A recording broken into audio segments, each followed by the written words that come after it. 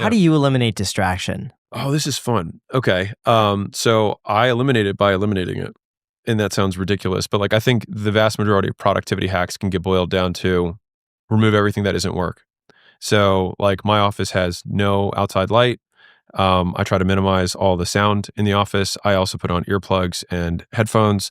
There's a great app that you can use that like blocks your phone, so like nothing can get through. So including text, phone calls, Slacks, everything, not just social media. Like it's a dead element essentially. And you have to physically move across the building, which is how I do it for mine, to like mess up your phone.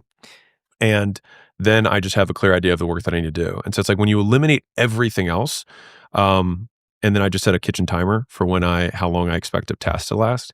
That is when I'm like peak productivity per unit of time, because there's nothing else to do. So is this science or is this just you? Because eliminating natural light, why light? For me, like I get get so distracted by light. I get boosted by like seeing the outdoors and seeing greenery. Yeah. It's nice. It doesn't work for me, man. Yeah, and I'll be clear. Like, if you find something that works for you, I'll say do that. And for anybody who's like, I do it your way. I don't care. Like, I'm just saying this is what's worked for me. I do think there's a decent amount of data that suggests that anything that is not the work distracts you from the work. How do you differentiate between distractions and rest? Great question. So, I think there's like kind of like micro macro. So like from a micro perspective, if you work for 60 minutes or 45 minutes or whatever, and then you're like, okay, I need a break. If you take the 5 or 10 minute like walk around the building or walk outside, to me, that's where you can get your natural light and all of that stuff. But then you come back and then you're fresh again and then you hit it. I see that rest as productive because it increases the overall net production over a larger period of time. So if you work like that for 12 hours and you worked without doing that, maybe you can only work 8 hours, or you can work the same 12, but you don't get as much done. So for me, it's really just the net productivity of a human being is what they get done over a period of time. So productivity has a temporal component to it and an output component. So maximizing output per unit of time is productivity as I define it. And so it is, okay, anything that increases that rate of work, which for the most part is just deleting the things that aren't work. Because few people actually work faster. You just don't work when you want to be working. And so I think if you just limit all the time that you're not working when you want to be working, you work a lot more. And if you've ever done the timer thing, which I would highly recommend, you see, if you you truly take your phone away and you block out every single notification and you have you script a YouTube video or write an email or make a script or whatever you have to do for your business or make a landing page, you'll notice that like, you'll be like, oh my God. And then you'll look, it's been like 8 minutes. And you're like, oh my God. Like you're like monkey brain like wants to reach for something. How is that not like sleeping when I keep looking at the time and thinking, oh man, another 10 minutes went by. That's another 10 minutes I'm not going to be sleeping. Do you ever look at the time and see, 10 minutes went by. Now I only got this amount of time. And your mind's focused on the time and not the task. I don't think about that at all, actually. If 8 minutes goes by and I worked the 8 minutes and I'm like, oh my God, it was only 8 minutes. I'm like, I have so much time. Like I did all that in 8 minutes because I was focused the whole time and I only went to go reach for my phone at 8 minutes. I'm like, oh my God, I have 6 more. So you don't see the time as a distraction? No, not really. Do you have any distractions that still sneak past your filters? Oh, not on the phone. I mean, that thing's done. Like it's cooked. Twitter? No, I mean, when I'm working, I'm not gonna. What about music? You listen to music? No. Only when I lift. Silence. Mm-hmm. Yeah, I have earplugs and headphones. Like it's true silence. What do you listen to when you lift? Oh, just like the same songs I've had for like 15 years. What songs? I don't really change. I like Linkin Park a lot. Cool. Like Little Linkin Park. I listen to 50 Cent.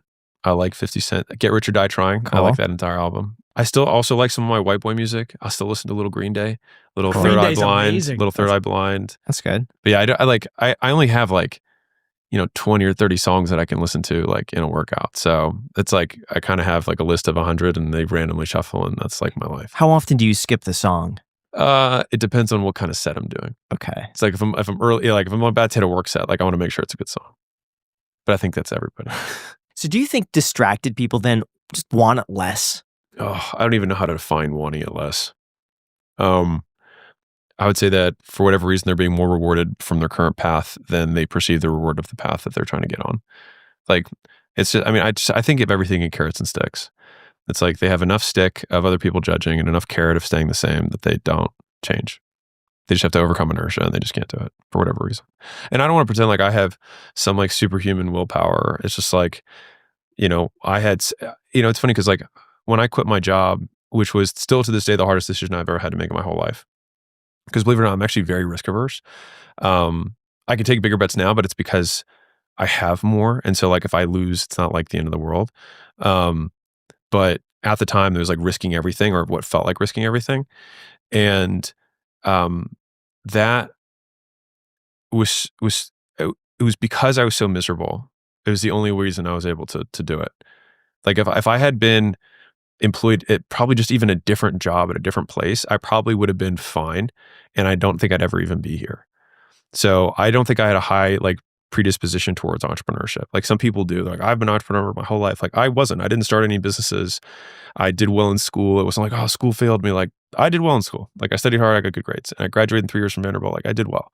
And then I got a good job, you know, in terms of on paper after that. And it was only like when I had done 2 years there, and that normally you'd go to like business school, that I was like, I hate this. I don't want to do this again. And I would rather take a shot.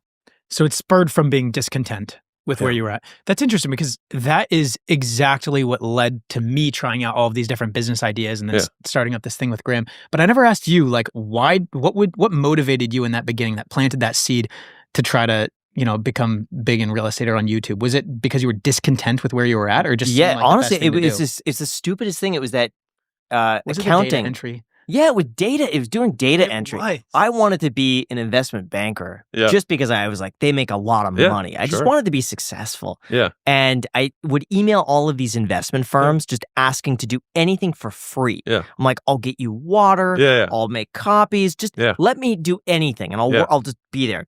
And I emailed maybe like 6, 7 places that I found on Craigslist. Yeah. Like 2 of them turned out to be like MLM companies. Yeah, sure.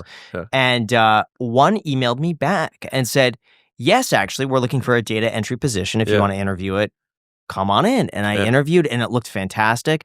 And they had like a sales team in the front and a back office in the back. Yeah. And they hired me to do data entry at, I think back then it was like $8 an hour. Yeah. And I was so excited to go in because they made you wear like a suit every day. And I was like, I get to wear a suit to work. That's so cool.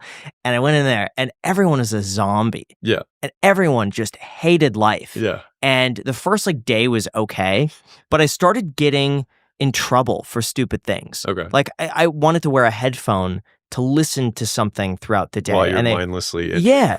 And they said I couldn't do that. Okay. And then I made a comment about they had styrofoam cups, and I said that like the paper cups were better for the environment. Yeah. And they said, we're not changing. They got really upset that I even made that suggestion. And then I went up to the CEO's office one day. This was all in the first week, just to say hi to the guy and introduce myself. And I'm like, I've just started working here. Yeah. And he wasn't in the middle of something, and he was friendly to me, but I got called into the manager's office later that day, and they said, hey, there's a chain of command. Like, you can't just go up to this person and talk to him. You have to talk to this manager, get their approval. It goes to me, and then I could. It made no sense.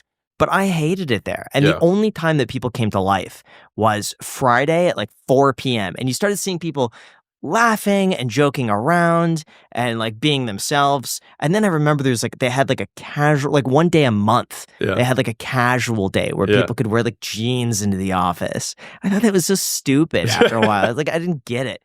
But yeah, that single job made me hate life so much that I would do anything to never return to that, because I honestly thought, if this is the next like 40 years, you future cast it. You're like, if this is it, that you were willing to do something for free, which was assistant to the real estate thing. Correct. But also during that time, they had a sales team in the front. I said I'd be a great salesperson. I just want to do sales. And they were making like 100 to like 300 grand a year doing like phone sales. Yeah. I wanted to do that. And I was told, you have to work your way up. You have to do data entry to go into the mail room, to go into like this thing to this thing. And then that was like years away. Yeah. And they also told me no one would trust me because I was 18 at the time. Like no one would trust you on sales. At all. And so, and then I got into sales and did well. Yeah, like that didn't matter at all. But that for me was like the big, just 6 weeks. It was only there 6 weeks, but that made a lifetime impact. Well, I want to highlight one thing that you said, which is just for anybody who's listening. Graham said, I'll do anything. And then they said, well, we do have this roll open, do this. I would strongly recommend, if you want to, quote, do anything, then just look at the jobs they have available and try and do that. So rather than just go in like empty, just be like, oh, you have a data entry position. I'll do that for you. And then in all of the extra time, that's where you try and have lunch with people. That's where you try and basically build your network within the business so you can start leveraging like relationships to gain more skills. And then you can start, moving your way in and learning what you want to learn. What about applying to businesses that don't need your help or Mhm. aren't hiring? One of my things, I Yeah. always thought it was great to approach places you'd want to work Yeah. and just say, I'll take on any role. I think it depends on the visibility of the company. So if the company has like a really big social media presence, they have so many people doing that the supply demand of people asking for that specific thing is super not in your favor. If you went to a business that's not based on that, like you go to an electric, like an HVAC company, you probably could find some work there that they'll let you do. And so I think it's like try and shoot where like the big arbitrage in life is finding supply demand discrepancies that are in your favor. And so you have a supply of work, they have a demand. Now, if there's way more supply, so many people offering it, then they can dictate their own terms. And if they don't need it, then they don't need it.